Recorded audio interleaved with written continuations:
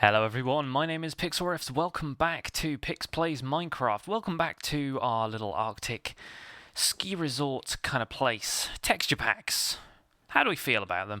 I'm kind of on the fence about them generally. I tend to prefer stuff that sticks with the default, so obviously I'm going to go with something like Faithful or this one. This is Smooth Operator by a dude called 50 Walrus. There's his Twitch account. He posted this on the Minecraft subreddit, and the pack is probably about halfway done. You can see there's some textures that are obviously still vanilla. I've got lively default on here as well, so the sky is still from that. But look at some of the textures. This is like a 256 by 256 texture pack, so it's a little hefty. But check out the detail he's got in some of this. These are not 3D models either. That is static, but doesn't that look 3D? If you're standing in front of it, face on like that, and you're not moving around at all, that could almost look like a 3D model furnace. And the detail that goes into some of this stuff, really, really nice work. I love the pattern of squares, that just subtle pattern of squares in the background, that kind of brush he's used. Really nice texturally, kind of lends this really nice pattern to it, and that's consistent through most of the textures. You can see it there in the background of the furnace, in the dirt, stuff like that. It's simple but really, really effective.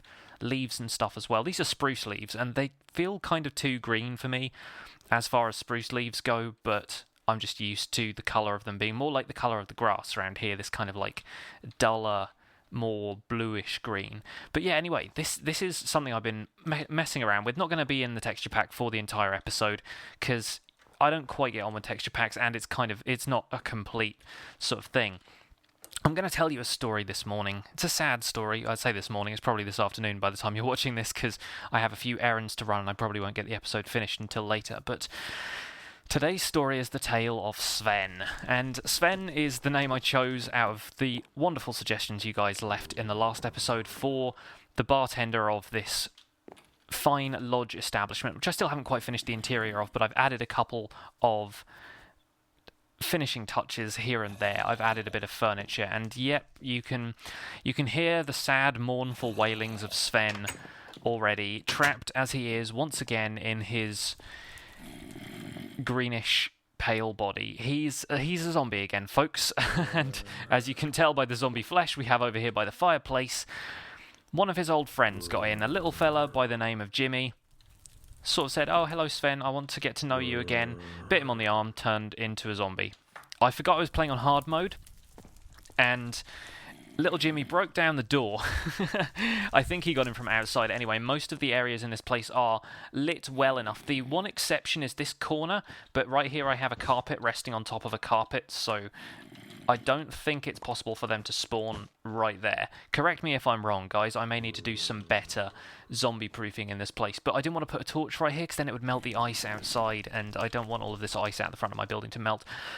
Seriously though, this texture pack does a really nice job of doing cracked stone brick, and just look at the nether brick. That looks absolutely gorgeous. One of my I don't know what the word is now.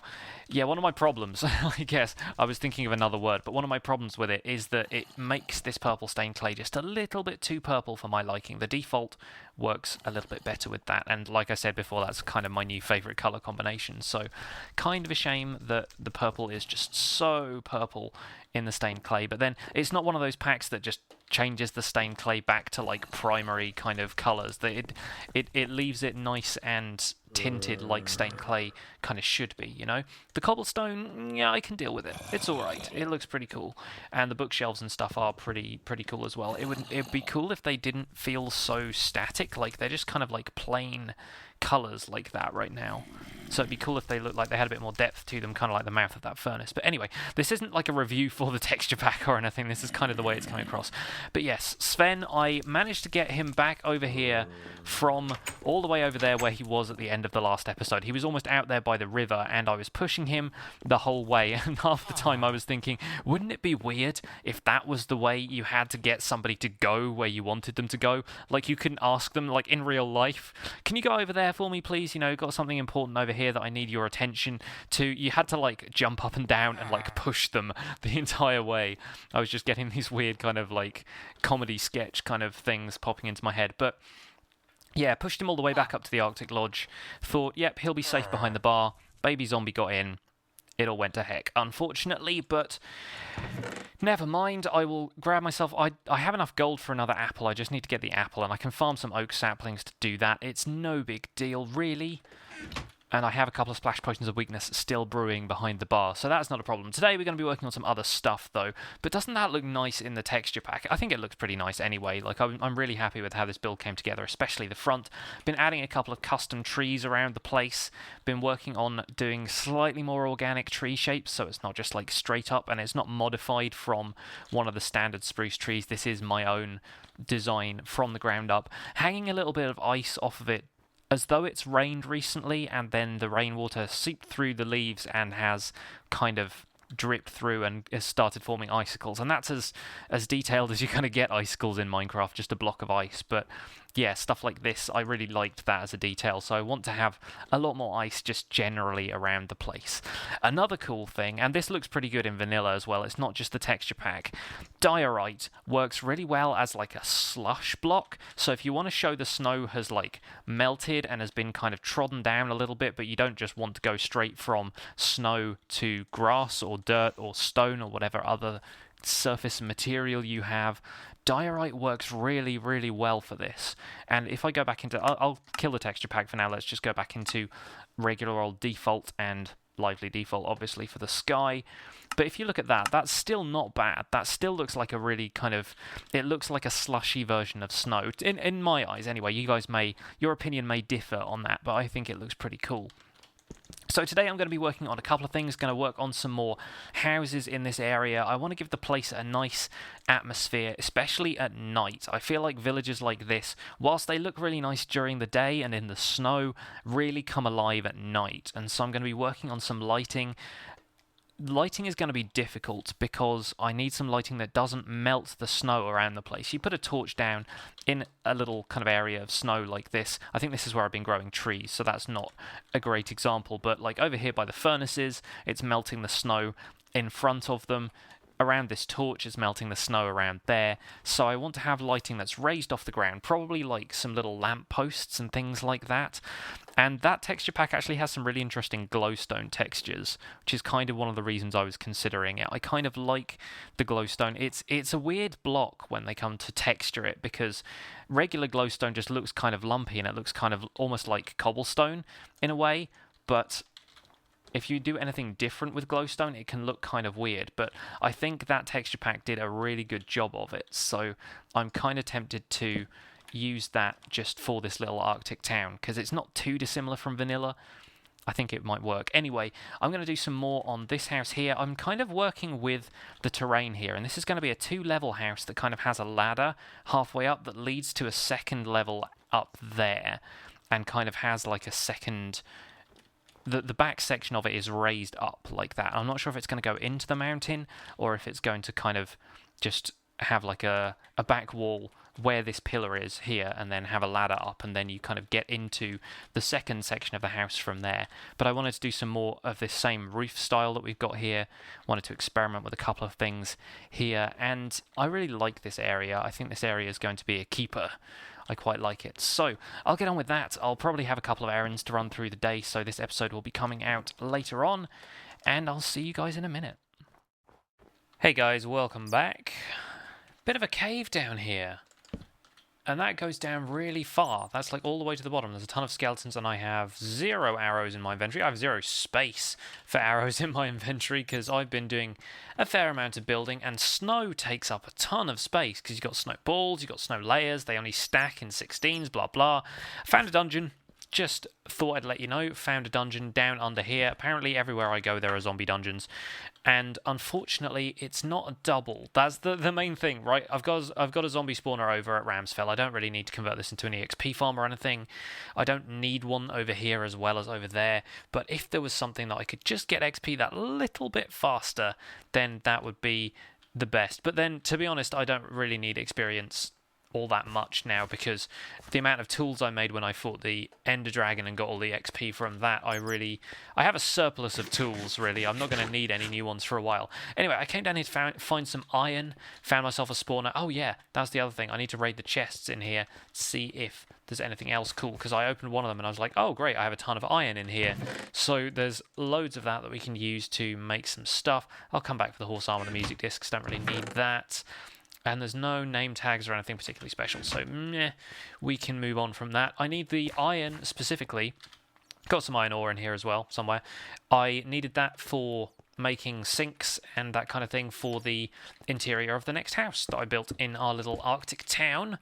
And it's nighttime right now, so we will be a little careful when we come up here, but don't need to worry too much about it because, let's face it, our only occupant who is in any danger has already been turned back into a zombie. So there you go. Here is the second house. And like I said, I really want to make this place look kind of nice at night. And doesn't it just look inviting when you've got that like warm glow showing through? That out the front there is totally due to a lighting glitch, and I'm quite happy with it. If anything, the light showing through some of the stair blocks and stuff does work in your favour occasionally. But yeah, just having torches and stuff in there, like that rosy glow you get going through the windows whenever a torch is behind glass in these kind of Arctic biomes especially, just looks so welcoming. It's really, really nice. It's so sweet. And yeah, when you come into one of these kind of well-lit areas, you actually feel a little bit safer, I think, having been inside. Placed that in the wrong bit. Hi Sven, how you doing? Still a zombie? Thought so. Having been outside in the cold and so forth, like just coming in, it kind of gives you that warm feeling. That's what I'm after. I think that's a really nice quality for an area to have. Anyway, let's see who's on fire. Doesn't look like anyone right now. So yeah, I wanted to do a little bit more decoration in here. Oh, did I show you the coat hooks? I was quite happy when I thought of this, and obviously this has been done before. Can't get through the door. The tripwire hooks as coat hooks. Just having a bunch of those on a wall is not something I've done before, and I'm sure it's something that a load of people have done in the past. I think I've even seen it in a few people's videos. Just kind of, they didn't even draw attention to it because it's so commonplace, but it's just not a feature I've included in any of the other houses I built. So this house kind of got away from me a little bit. It went in a few different directions, and I'm really happy with how it turned out because it's got more of a shape to it. I started off thinking I'm going to build a lot of tiny kind of places like this, and this is the first like properly decorated kind of section of it. I think I'm done doing stuff to this bottom bit. The top bit still needs some work, but you walk in here and yeah, I think like the back wall in here is maybe a little bit unfinished, but there's instantly kind of this nice cozy living room space. Got a big window here, there's ice dripping down in front of it. This is one of my favorite things right now, is the fact that ice, because it's a transparent block, doesn't connect to window panes.